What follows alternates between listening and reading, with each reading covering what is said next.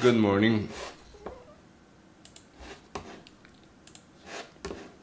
Alright, so we had a big bounce from the lows after the open during Globix last night. So we opened, we looked below the Friday low, put some volume here, and then after some news about a deal, we moved over 100 points from those lows, and we've been trending higher. We had a little bit of a spike at the top of the range, then we sold off a little bit, and we've been putting some volume around here, 6460 area, which is where we had the point of control from Friday. So now we have a gap above. This is the RTH gap between Thursday and Wednesday, and we have the weekly pivot right in the middle of the gap. So if we get above the Friday's high and we hold it, then I'm looking for a gap fill. Maybe it takes a little bit because of that weekly pivot, but 65.17 is the gap fill. And then from there we have to see if we enter inside, if we accept back inside Thursday's range, or if we find sellers again there and then come back down. If we do see a short here, because that's one of the trades that I'm going to be looking for, gap fill, and then a rejection of that area. We have this low volume node, so if we reject that area and we start seeing a move down back inside Friday's range, I'm looking for a short back into this 64.62 area. If we do accept above it, then we have this distribution with a few high volume nodes here, and so I think it could get a little choppy here.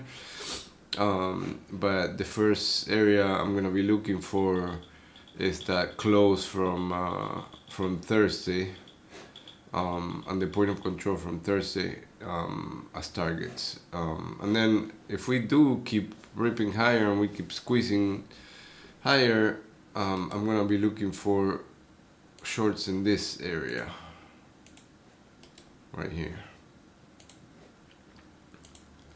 So 65.70. So 65.70. That's another area to look for short. So this, I have two zones that I'm looking to sell. This right here and this right here. As far as lower price scenarios, I'm looking for this 64.48 for support area,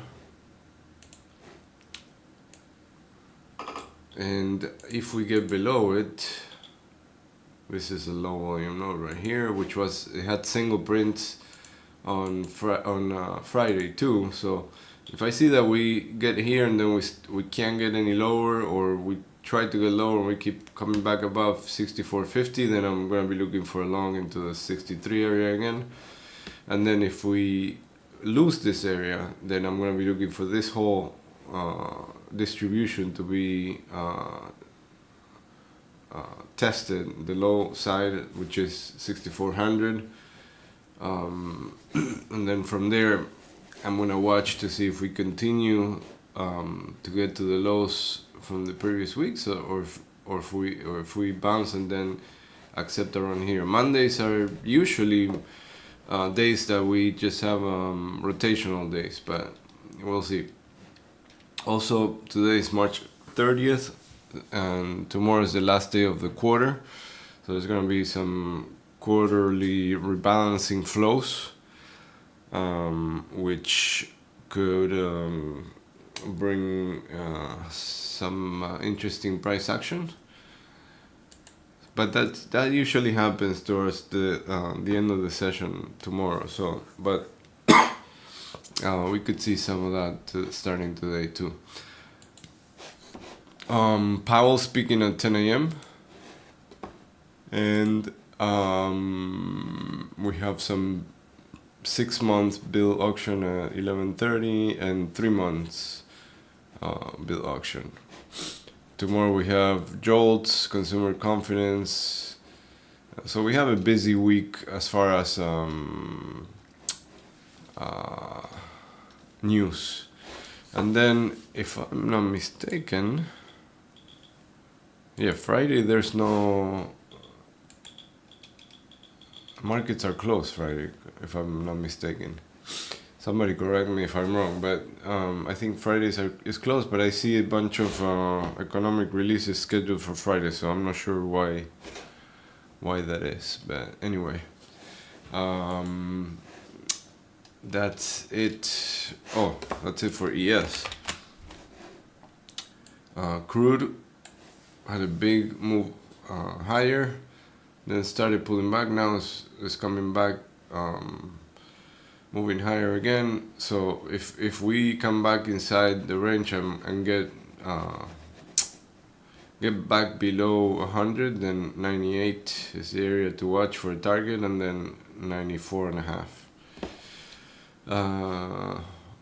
Gold after that bounce keeps moving higher, so it got back to that 45.64.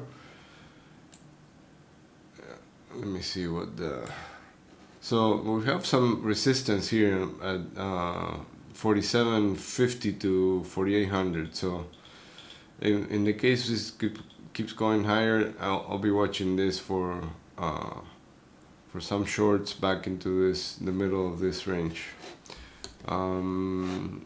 But for now, I think direction is higher. It needs to take this highs right here at 4600.